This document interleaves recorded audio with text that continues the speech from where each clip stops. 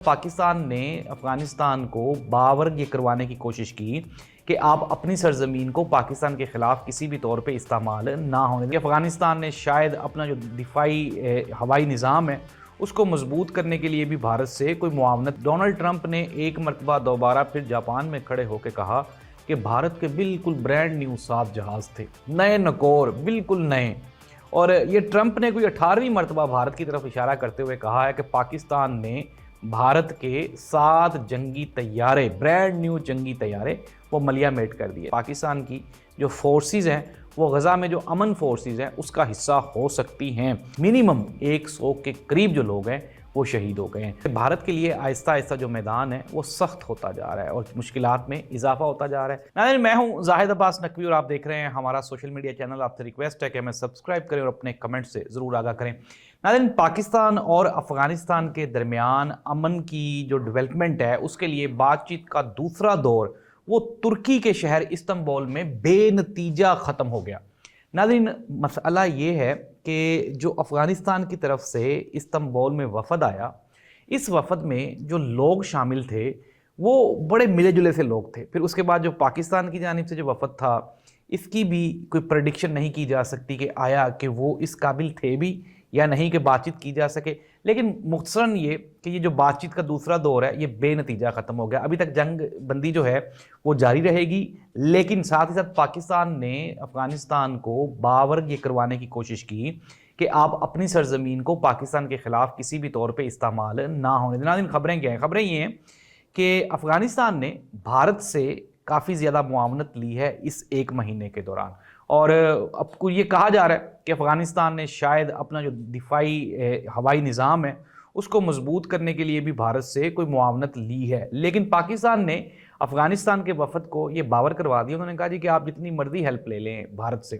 لیکن اگر آپ کی سرزمین پاکستان کے خلاف استعمال ہوگی تو اس کا جو رزلٹ ہے وہ آپ کے اگینسٹ نکلے گا، پھر یہ جو جنگ بندی والی کنڈیشن ہے یہ جاری نہیں رہے گی۔ ناظرین، یہ جو وفد تھے یا وفود تھے دونوں جانب سے، اس میں کون کون شامل تھا یہ میں آپ کو تھوڑا سا بتاتا ہوں، اس سے آپ کو اندازہ ہو جائے گا کہ یہ بات چیت بے نتیجہ کیوں نکلی۔ اچھا، اس میں جو افغان طالبان کا جو وفد تھا اس میں کندھاری گروپ کے جو ڈپٹی وزیر داخلہ رحمت اللہ نجیب، المعروف حاجی نجیب بھی نے کہا جاتا ہے۔ حقانی گروپ کے اس میں جو سربراہ تھے افغانستان کے، یہ وزیر داخلہ بھی ہیں، سراج الدین حقانی کی جگہ ان کا جو بھائی ہے، یہ سراج الدین حقانی کی جگہ ان کا بھائی آیا تھا جسے انس حقانی، اس کو انس حقانی تھا، یہ بھی اس میں شامل تھا۔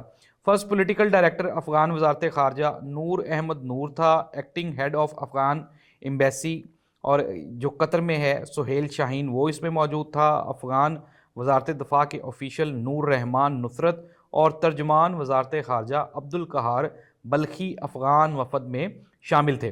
پاکستان کی جانب سے چار top level military operation expert officials نے اس میں شرکت کی، جس کی سربراہی ملٹری انٹیلیجنس ایجنسی کے اسپیشل آپریشنز ڈویژن کے سربراہ جنرل شہاب اسلم نے کی۔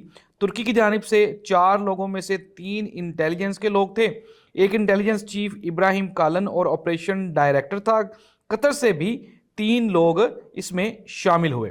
تو ناظرین، یہ وہ لوگ تھے جو اس ساری کی ساری گفت و شنید میں وہاں پہ موجود تھے۔ لیکن اب میں آپ کو یہ بتاتا ہوں کہ اس کی جو سب سے بڑی خبر ہے وہ خبر یہی ہے کہ افغانستان کو اس چیز کا بخوبی اندازہ ہو گیا ہے کہ پاکستان کے ساتھ جو لڑائی ہے وہ افغانستان کے کسی بھی طرح سے مفاد میں نہیں ہے، لیکن چونکہ بھارت اکسار ہے اس لیے افغانستان کوئی نہ کوئی حرکت کرتا رہے گا۔ ناظرین، آگے بڑھتے ہیں اور بات کرتے ہیں ڈونلڈ ٹرمپ کی۔ ڈونلڈ ٹرمپ نے ایک مرتبہ دوبارہ پھر جاپان میں کھڑے ہو کے کہا کہ بھارت کے بالکل برانڈ نیو 7 جہاز تھے، نئے نکور، بالکل نئے۔ اور یہ ٹرمپ نے کوئی 18ویں مرتبہ بھارت کی طرف اشارہ کرتے ہوئے کہا ہے کہ پاکستان نے بھارت کے 7 جنگی طیارے، برانڈ نیو جنگی طیارے، وہ ملیہ میٹ کر دیے۔ ناظرین، ڈونلڈ ٹرمپ ان تمام باتوں سے جو اپنے مقاصد ہے اس کو بہت اچھی طرح سے حاصل کر رہا ہے، لیکن پاکستان کو سفارتی سطح پہ ڈونلڈ ٹرمپ کی اس ڈائیلاگ کی وجہ سے، اس کہانی کی وجہ سے اور یہ جو طیارے گرانے والی سٹوری ہے اس کی وجہ سے وہ بہترین پذیرائی مل رہی ہے۔ اور پاکستان کا جو اگر ہم بات کریں، ایک تو پاکستان کا جو بھی خارجہ سٹرکچر تھا وہ گزشتہ 3 مہینے میں डोनाल्ड ट्रंप की वजह से वो बहुत मजबूत हुआ है। पाकिस्तान के मुख्तलिफ कंट्रीज़ के साथ मुआहदे हो रहे हैं, पाकिस्तान के जो दिफाई निज़ाम के मुआहदे हैं वो इसमें ज़्यादा खसूसी अहमियत के हामिल हैं। और डोनाल्ड ट्रंप जो है वो भारत के ऊपर अपना प्रेशर उसको आहिस्ता आहिस्ता वो बढ़ा रहा है।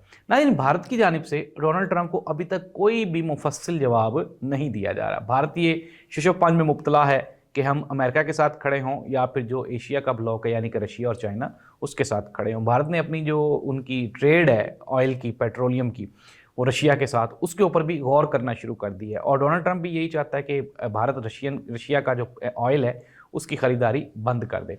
नाज़रीन, आगे बढ़ते हैं और जो सबसे अहम खबर है वो है पाकिस्तान की मिलिट्री के बारे में। और पाकिस्तान की मिलिट्री के बारे में इसराइल के अखबार में ये खबर छपी, उन्होंने कहा जी कि पाकिस्तान की जो फोर्सेस हैं वो गज़ा में जो अमन फोर्सेस हैं उसका हिस्सा हो सकती हैं।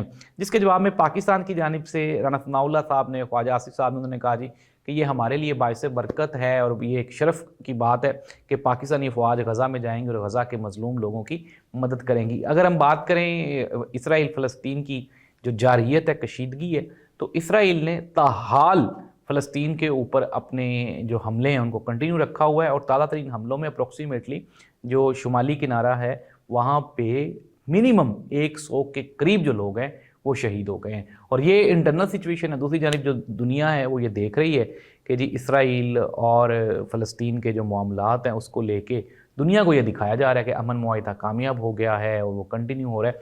अब मैं आपको ख़बरें बता देता हूँ। ख़बरें क्या हैं बैन अवी सतह पे? ख़बरें ये हैं कि भारत के लिए आहिस्ता आहिस्ता जो मैदान है वो सख्त होता जा रहा है और मुश्किलात में इजाफा होता जा रहा है। पाकिस्तान ने ये जो खारजा अचीवमेंट्स हासिल की हैं, इट्स टाइम टू टर्न ये जो आपकी खारजा अचीवमेंट्स हैं कि आप इनको इकोनॉमिकल और फाइनेंशियल बेनिफिट्स में कन्वर्ट करें।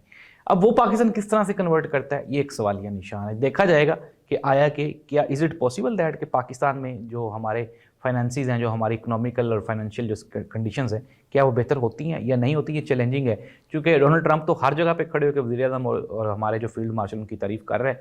लेकिन फिर मैं दोबारा ये कहता हूँ कि सवालिया निशान यही है कि क्या इसका आम पाकिस्तान को फ़ायदा होगा या नहीं होगा। अफ़गानिस्तान के साथ पाकिस्तान की जो कशीदगी है वो सिर्फ अभी वक्ती तौर पे स्टेबल है। मैं आपको ब्रेकिंग न्यूज़ दे रहा हूँ कि किसी भी टाइम अफ़गानिस्तान से पाकिस्तान के ख़िलाफ़ जारियत हो सकती है और पाकिस्तान उसका मौसर जवाब देने की पोजीशन में है। और पाकिस्तान ने यह ऐलान भी किया है कि हम हर हाल में पाकिस्तान की जो सालमियत है उसके ख़िलाफ़ बिल्कुल भी आंच नहीं आने देंगे। तो नाज़रीन, ये थी आज की खबरें। उम्मीद है आपको पसंद आई होंगी। अल्लाह हाफ़िज़।